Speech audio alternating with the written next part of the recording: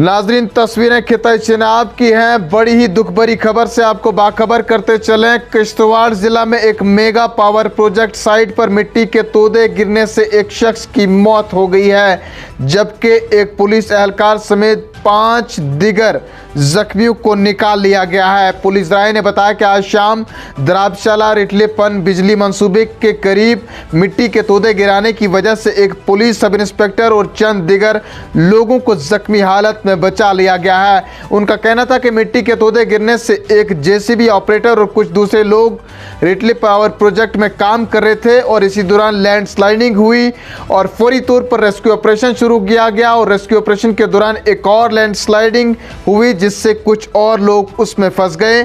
उनमें से कुछ को एक पुलिस सब इंस्पेक्टर समेत जख्मी हालत में बचा लिया गया है और उन्हें करीबी अस्पताल मुंतकिल कर दिया गया है। उन्होंने बताया कि जयवका पर रेस्क्यू ऑपरेशन ताहाल जारी है। हलाकतों की तादाद में इजाफे का इम्कान है।